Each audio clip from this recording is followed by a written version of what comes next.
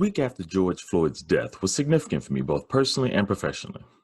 Personally, as an African American father and husband, I wrestle with the potential implications of this and other recent events on me personally, my family, and my community at large. Professionally, as a marriage and family therapist, I prepared myself to be ready to provide emotional support to all my clients, knowing that they differ in their variety of cultural experiences.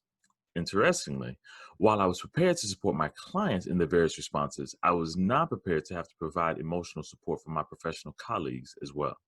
For some of my fellow helping professionals of color, this event was just the latest of many similar social injustices, leading them to wrestle not only with determining how they should respond, but also how much emotional energy they would allow it to have in their lives, believing that it likely wouldn't be the last such event that they would have to experience. And for other colleagues, while they were aware that they lived in an imperfect world with an imperfect history, this event made the inequities between their life experiences and that of many others, with whom they differ culturally, more real and personally impacting than it had ever been before. In response to this new to them revelation, and with a genuine desire to not let that feeling fade away without making a mark on their lives in some positive way, a trend began, a trend that I like to call the ask. The ask refers to a trend that I and many other professionals of color experienced after the death of George Floyd, where typical casual greetings were replaced by emotion-filled questions such as, "So, how are you doing?" except with a lot more meaning than it previously held. Asking how someone is doing is a common question among professional colleagues, as it is in non-professional life as well. It is genuinely a casual greeting, a courteous gesture of respect, and an acknowledgement of the therapist as a person, without an actual expectation of a long discourse in response. This is evident when someone says to their colleague in passing, "Hey, how you doing?" only to be caught off guard when the colleague actually stops and offers a long personal answer to the question. The unexpectedness of the response reveals the reality that the original question was intended to be more of a casual greeting than a genuine invitation to share. Interestingly, while mental health professionals are often very good at cultivating vulnerability with their clients, we rarely do the same with our colleagues. Despite the genuineness of the invitation, therapists of color do not always feel that they have the luxury to casually accept that invitation to share vulnerably.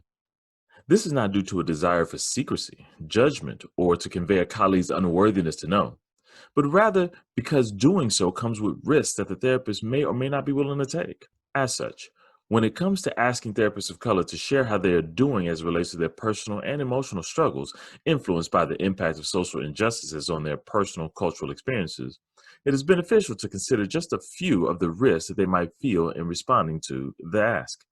Here are just a few of those risks to get you started. Risk of polarization.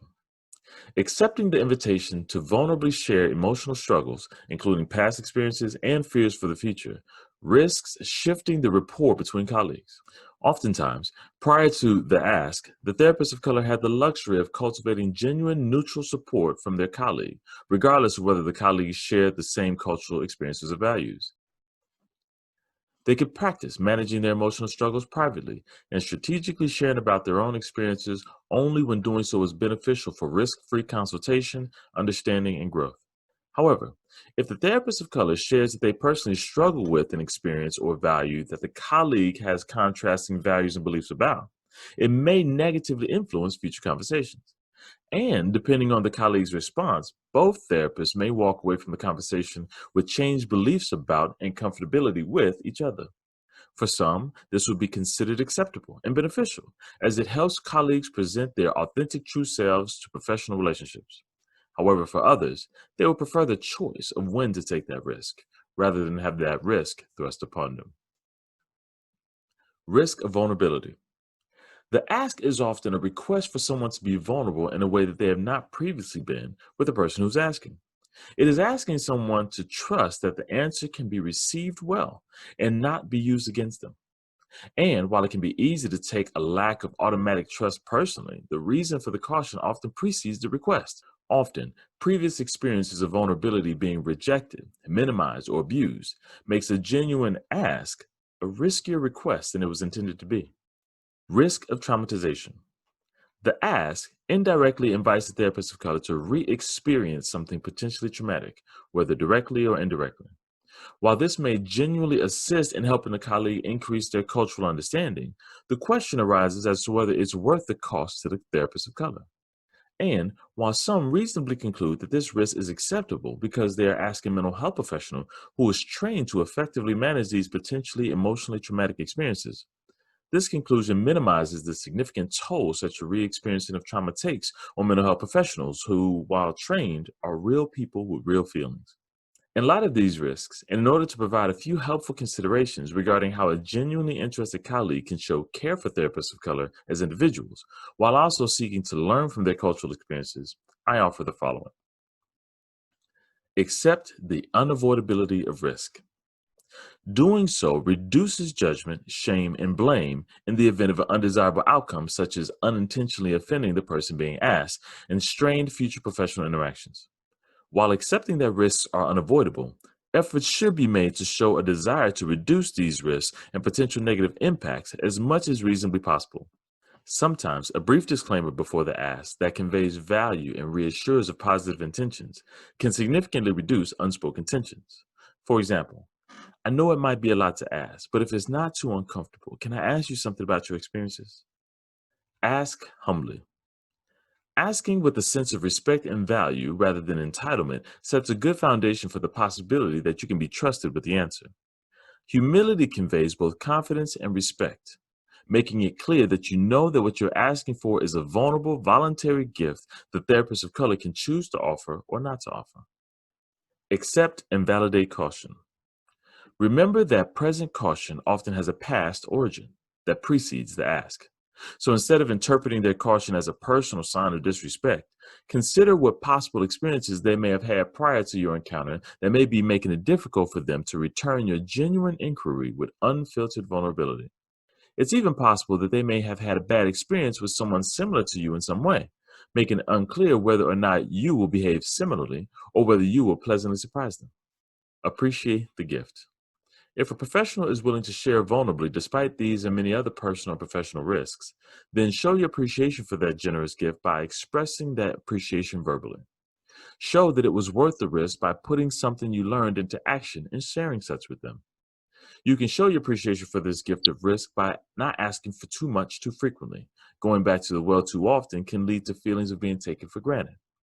If it's unclear how often is too often, or what degree of appreciation is most applicable, initiate a verbal or behavioral offer in which you're comfortable and follow their lead based on their response. After spending several therapy sessions navigating the ask from my clients, primarily focused on identifying and meeting their needs and desires for personal growth and understanding rather than my own, I experienced the ask coming from a colleague whom I trusted professionally, but with whom I had not yet been personally vulnerable. Because of a combination of my previously cultivated respect for them professionally and the respectful care exuded by their request, I chose to take the risk and share of my efforts to balance personal and professional cultural experiences during these turbulent times. Although inwardly cautious, I was hopeful that it would be well received.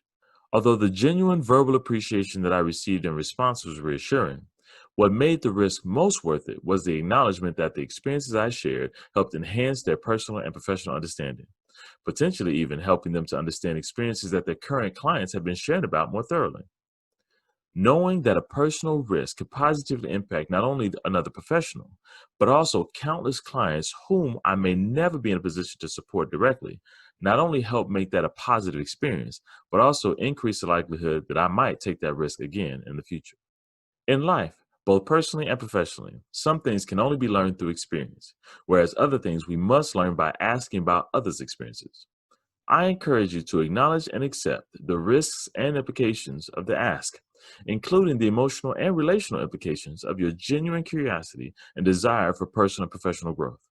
Offer non judgmental support if the ask is declined, and express your genuine appreciation for whatever response your colleagues are willing to provide.